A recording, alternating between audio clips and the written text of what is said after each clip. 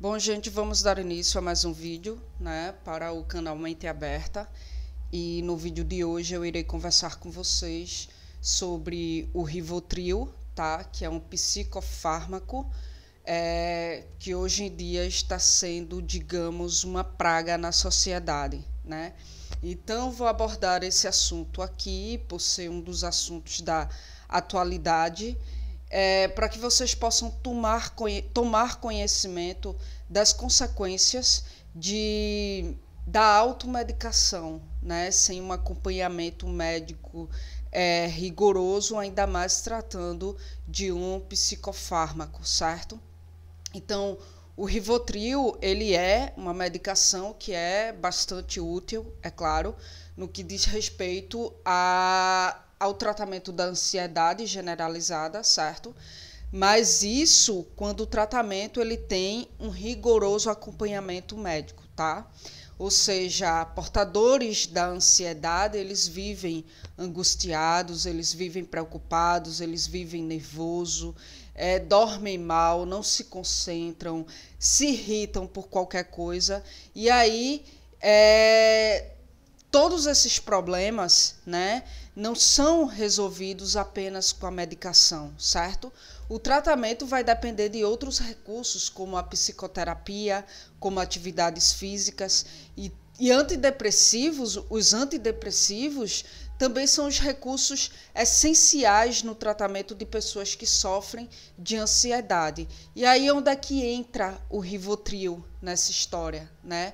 O Rivotril, ele nada mais é do que uma ponte temporária até o início da ação do antidepressivo, ou até mesmo podemos vê-lo como um apoio. E por quê? Porque o antidepressivo, ele dura cerca de 2 semanas para começar a agir. E o Rivotril, ele age mais rápido, tá? Então, além de ser usado no tratamento contra a ansiedade, ele é usado também no tratamento de diversos outros transtornos, como o TOC, que é o transtorno obsessivo compulsivo, né, a síndrome do pânico. E aí o que é que acontece? É comum o médico receitar ao paciente o Rivotril, porque em caso de recaída de uma síndrome de pânico, por exemplo, o mesmo ele vai agir mais rápido do que os antidepressivos, né? E no início do tratamento, a partir do momento que a pessoa começa a tomar os antidepressivos, então é receitado o Rivotril justamente para que o Rivotril faça essa ponte, né, até que com relação às causas do transtorno, até a ação do antidepressivo, que, como eu falei, o antidepressivo ele dura 2 semanas para realmente começar a agir, e o Rivotril é mais de imediato. Então, o Rivotril ele não deve ser um remédio que deve ser usado por muito tempo, tá? E sem um acompanhamento rigoroso médico. Por quê? Porque pode levar a uma dependência. Há pessoas que podem desenvolver essa dependência em 5 anos, porém tem outras pessoas que podem desenvolver em 30 dias, certo? Isso aí vai depender muito do organismo. E aí podem ocorrer crises de abstinência com a interrupção dessa droga, né? E essa crise ela é constituída por sintomas como insônia, como irritabilidade, irritabilidade excessiva, inclusive, tá? Tremores. Então, não há uma dose segura contra o vício.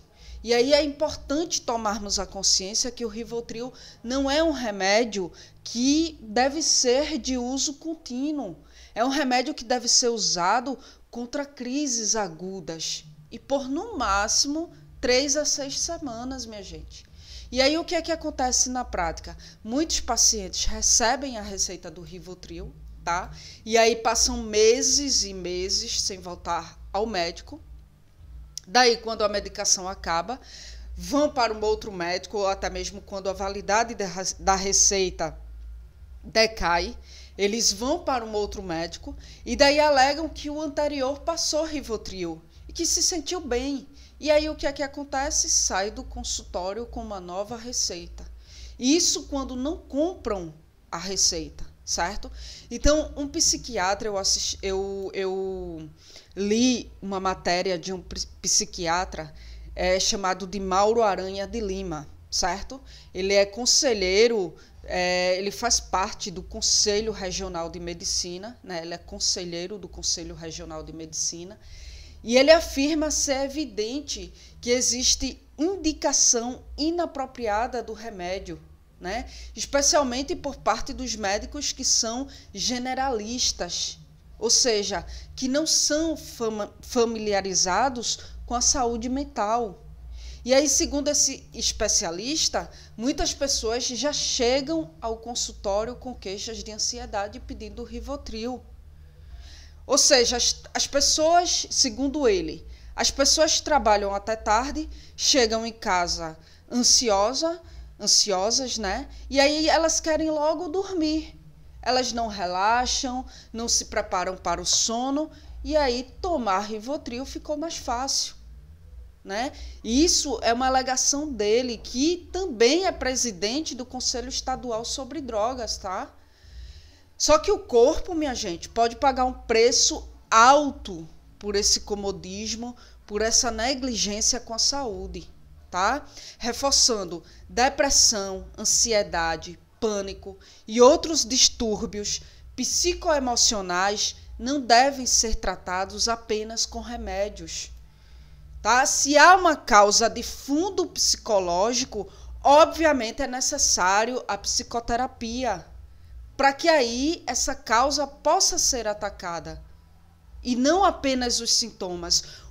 A medicação, ela trabalha os sintomas, certo? A psicoterapia, ela vai atuar na causa dessa ansiedade, dessa depressão, tá? Então, o psicofármaco não cura doenças, só vem atuar sobre os sintomas. E aí, quais são os efeitos colaterais, Carla?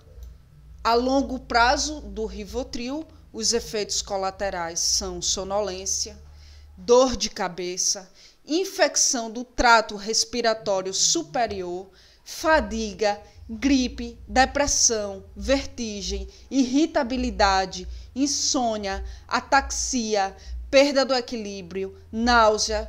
Tudo isso são sintomas, são efeitos colaterais desse remédio, certo?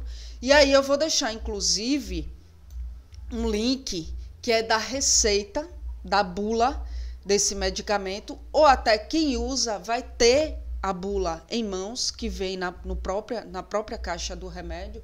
Então procurem ler, procurem estudar o que é que vocês estão fazendo com o organismo de vocês. Eu vou deixar o link da bula embaixo no comentário do vídeo, porque lá vai estar bem explicado os efeitos colaterais, as consequências dessa medicação a longo prazo no organismo.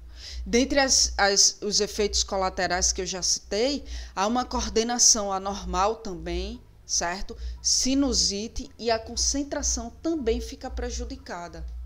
Então, enquanto o Rivotril ele é enaltecido e utilizado por toda uma geração de forma indiscriminada, certo? Como se fosse remédio para dor de cabeça, as pessoas que fazem uso desse medicamento pouco sabem sobre os efeitos de longo prazo desse psicofármaco. Por isso é importante buscar informação, buscar estudar.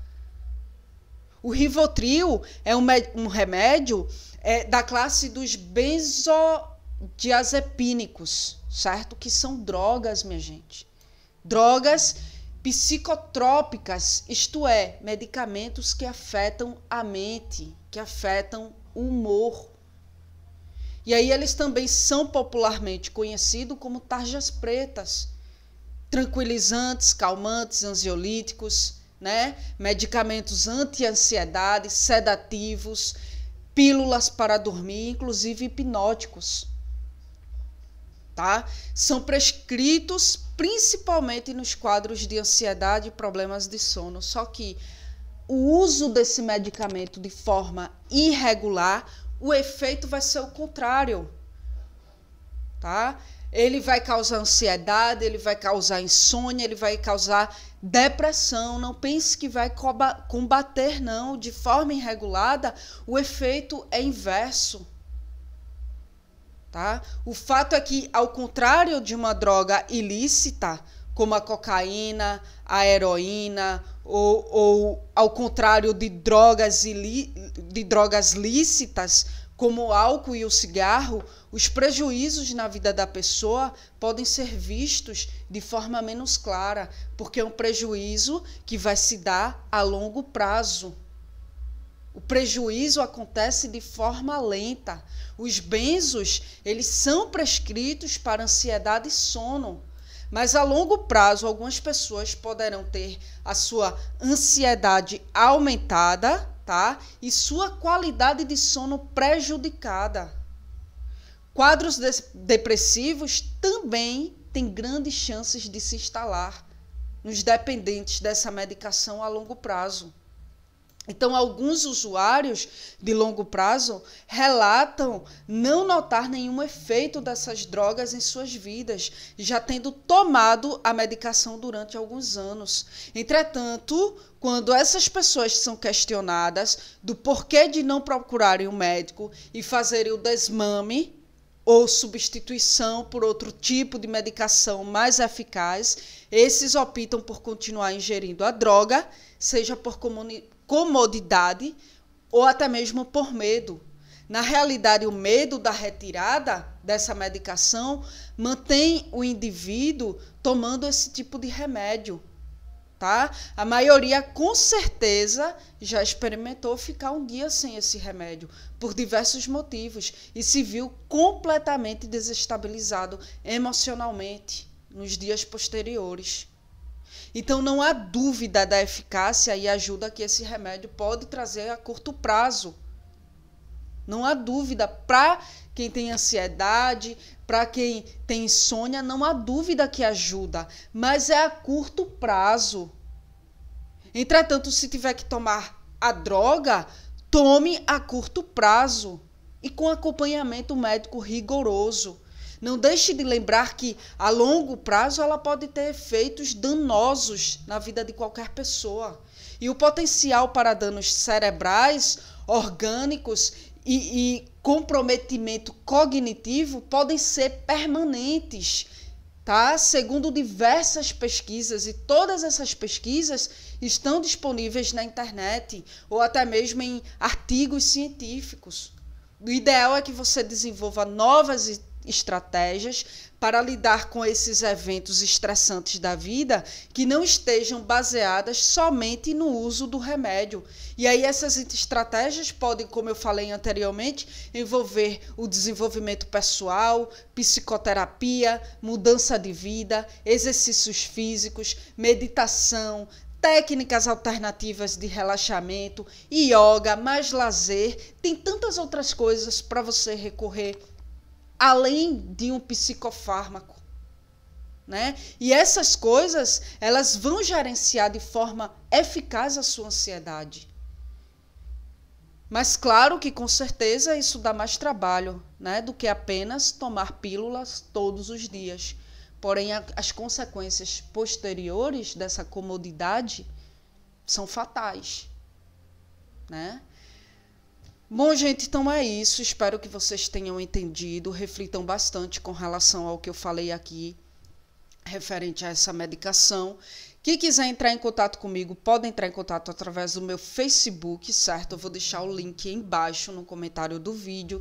Pode me adicionar no inbox para que a gente possa vir a trocar uma ideia, certo? Para que vocês possam me dar sugestões de assuntos para que eu venha abordar aqui no canal. Tá? Quem quiser entrar em contato comigo através do meu e-mail, o mesmo é anacarla.araújo2803@gmail.com.